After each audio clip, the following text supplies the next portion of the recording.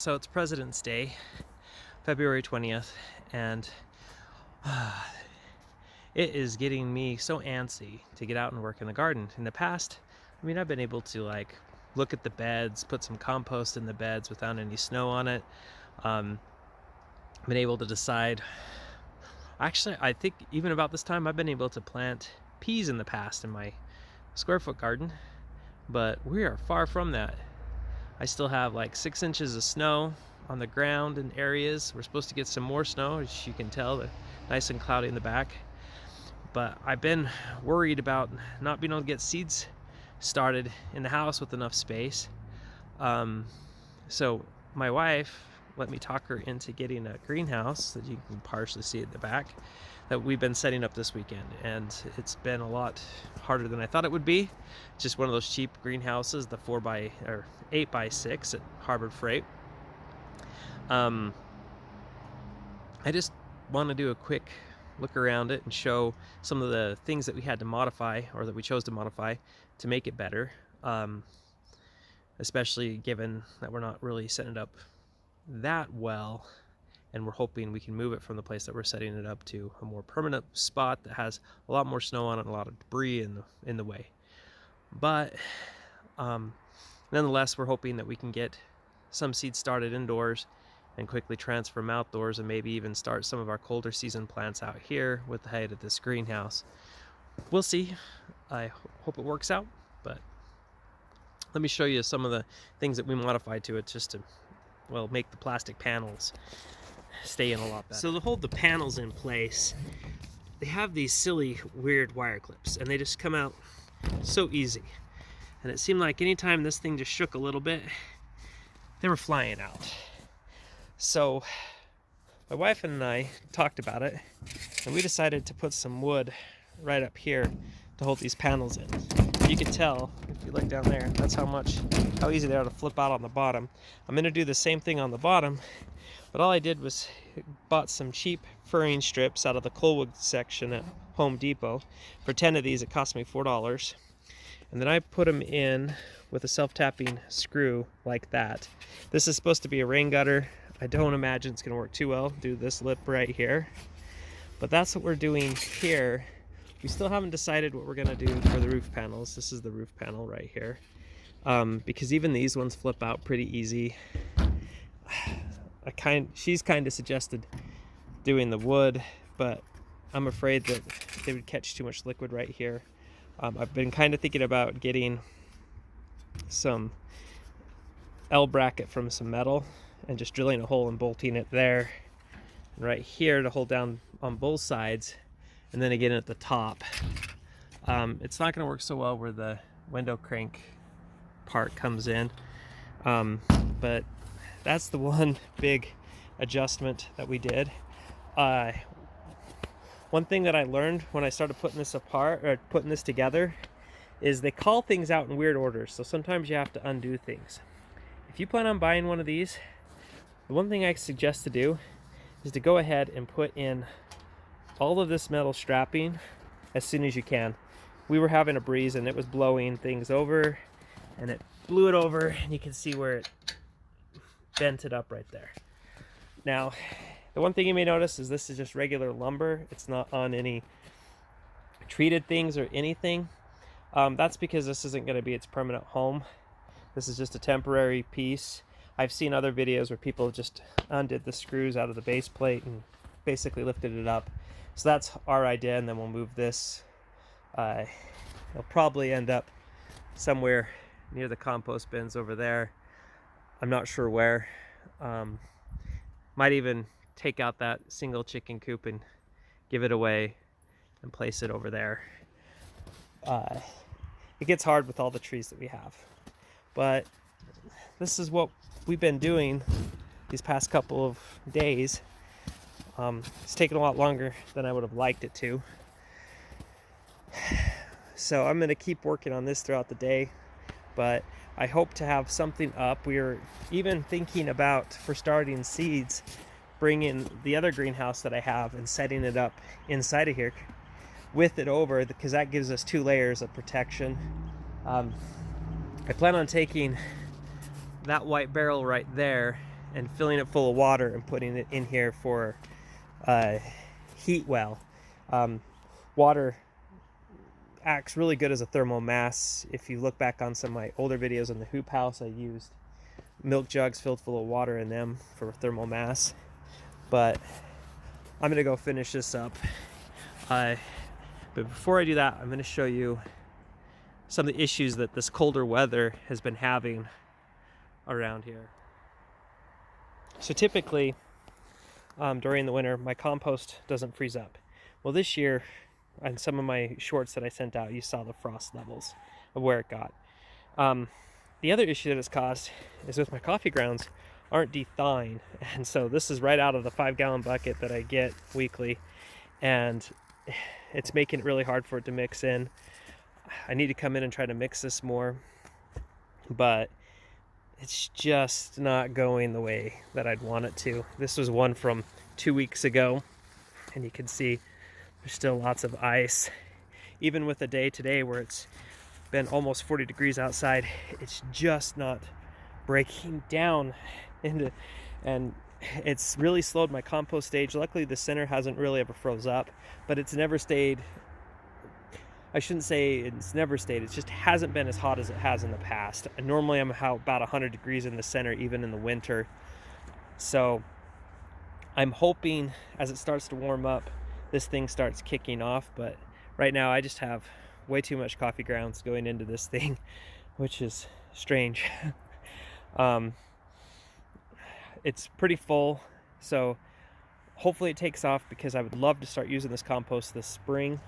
I still have about 2 months for it to finish off. The Sue Johnson's, it's starting to warm up more, and well, you still have some frost in here because where it's at, but it's a lot warmer than it has been. I've been thinking about coming out and putting some worms from my worm bin inside of this guy and just letting it take off. Well, it's actually a lot more frozen than I thought. It's even more frozen than that one. So I might have to stir it up, see what the dead center is looking like before I bring some worms out here. I don't want them to freeze to death. That would be pointless. There's an idea that I had, because I have found live worms in here. Still might just do it anyway. It would be interesting to see. Yeah, I just wish it was getting warmer.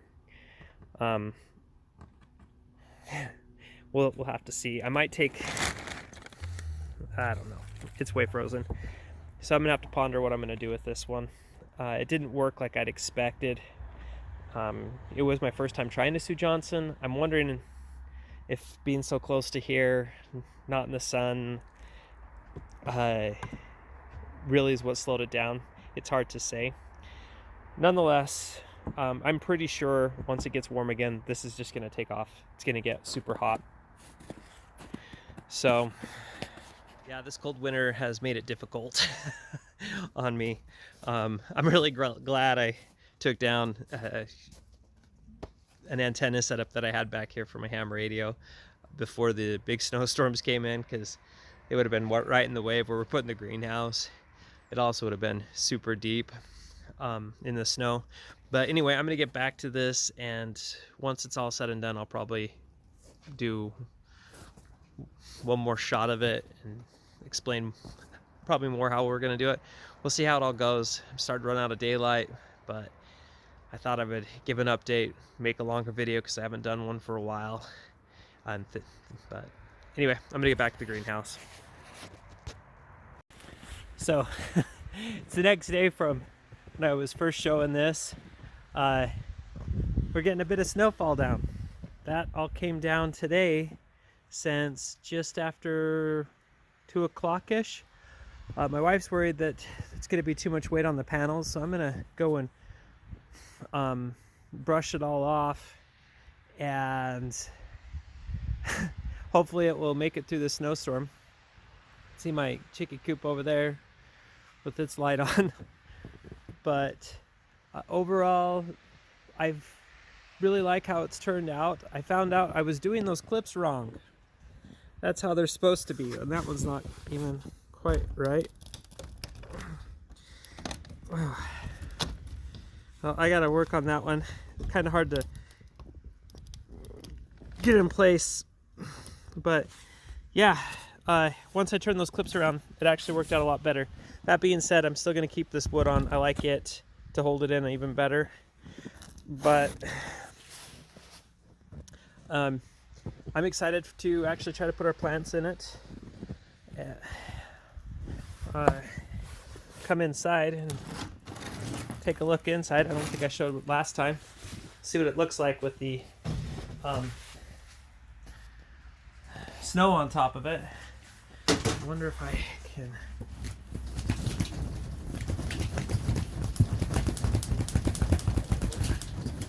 Well, that doesn't seem to work as well as I had hoped it would. But it stayed warm enough that the ground didn't refreeze on us. So the next thing that we're going to do is stand up the greenhouse that I bought last year in here to have kind of a 2-layer protection. And that's where we ultimately plan on starting most of the plants. And then we'll put in some more shelving as we need it once we know we're past the super cold temperatures.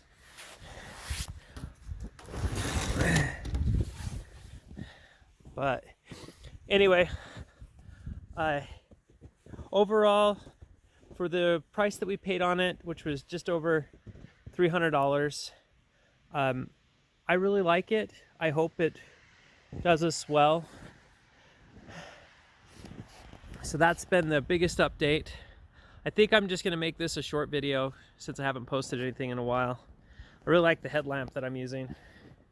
Gives a nice swath of brightness, but the snow is also helping out. But you can see my beam right there, dead center. It's a Husky. I got it on a Black Friday. Turn around and show the beams in the face. But there's the beams in the face. You can tell it's pretty bright. Turn off that one. Turn off this. Now you can see just the snowstorm around me. Yeah, we've been hit with a huge weather storm. Apparently there's 6 inches of standing snow up at the university that's not too far from here. It's supposed to lighten up tonight about between 1 and 6 a.m. So we're going to be expecting a lot of snow. I did see a flash of light that could have been power lines. I don't know for sure. I'm wondering if I recorded it because I was working to flip the view of the camera. So this has been an exceptionally cold winter and an exceptionally snowy winter for us here in Logan, Utah. I guess it was supposed to be that way, being an El Nino years that we're getting into. But yeah, it's made everything that I normally am getting ready to do in the gardens more difficult this year. Especially with the coldness in the compost bins that I showed. It's been frozen all the way through. But nonetheless, I love these snowy nights like this. It's just beautiful. You can just see white skies for forever. It seems like everything's lit up. But anyway, some cool things have been happening with subscribers. I went from being just under 100 this time last year to now where I'm up 301 last I looked. So thank you for those who are subscribing. I'm guessing you're coming from the shorts. I hope the long-term content you like. Some of the things that I plan on doing with the videos coming up is showing you how I make the soil that I use for starting seeds. As I'm actually kind of already started that, but not so far into it that it's way out of reach. I use the same soil for starting my seeds that I use in my square foot garden, which is the Mel's Mix. Though this year I'm going to be using worm castings for the compost portion since I have so much of them. I'm really excited to try to see how that works out. Some other things I plan on going over is the book that I've been reading. I've hinted to it in a couple of things. It's called, I can't remember the name off my top of my head. The Compost Heater, or Heating with Compost. It's where you can use your compost bin to heat small spaces. I'm going to potentially try to use it to heat this greenhouse this winter. So this wouldn't be, heated from by fossil fuels or by electricity. It'd be heated directly by the heat that the compost produces. If we have another cold winter, that might be hard, but I might do some things to try to make it last longer, or even insulate the compost bin a little bit. I've been wanting to do it with my chicken coop, and maybe I still will, depending on what my cost is when I do it for the greenhouse. I plan on doing some more stuff with the ham radio. I just don't know how much. It's a hobby that's I enjoy doing outside of the gardening, but it's hard to plan everything out with that, because it's kind of on the fly that I'm doing things. Speaking of which, my antenna is covered with snow and it's sagging a little bit. Not sure if you can see it in my background. Let's see. It'd be right in there. Yeah, you can see the wire there. So I'm not playing on 20 meters tonight. The standing wave ratio would be crazy. But another thing that I want to do is I want to dive into some electronics to help monitor the temperature and humidity with inside the greenhouse. I'm hoping to use the ESP32 base with some simple humidity sensors and temperature sensors, just to get an idea of what it's doing in there. The issue is I don't want to power it from standard electricity, so I might have to try to find a solar power pack to do this with that can last. I don't want to buy brand new solar panels. I got a couple on hand that I can try to use, but the big focus will still always be gardening. That's what this channel is kind of became from what my original plan was with the name and all, Luketronics. I was thinking about doing a lot more electronic stuff, but the gardening is a stress relief, and that's really what, when I get home from work, that I have a lot to get into to help just free my mind up from what I've been working on at work. I find if I can clear my mind from what I'm working on at work, when I get back to work, I can actually think better, and I'm better prepared to dive into some of the issues that I'm facing. Anyway, I've been rambling on for the last 5 minutes, just showing it around. Once again, thank you to all the new subscribers. I hope this summer we see some really great things with the gardening, that I get to learn some new things, that I get to try some new things, and maybe try some things that you guys are interested in as well. I mean, feel free to comment anything that you want to see. Just remember, I'm working this on a limited budget that I have. That's why no awesome anything's on the videos. It's pretty much what I tape is what you get. So anyway, see you on the next one, and I hope you guys are all having a wonderful time where you are. If you're in a snowy area, I hope you're enjoying the snow. I mean, I wouldn't say that I absolutely love it, but it's good to see that here in Utah we're going to have some water in our reservoirs and some more growing season. The wind's starting to pick up now, but I got a snapshot of my antenna before we head out. So you can see it's just this wire dipole, center fed. Right there's the ugly balun. The weight of that water and the snow on that thing, it's sagging hard. So it's pretty awesome. And there's my VHF UHF J pole.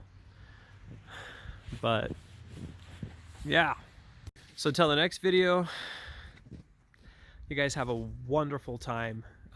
Get out in your gardens this spring. It's right around the corner. It's going to be great. I can't wait to show off some of the things that I'm doing, and I hope this interests you all. So until then, see you later.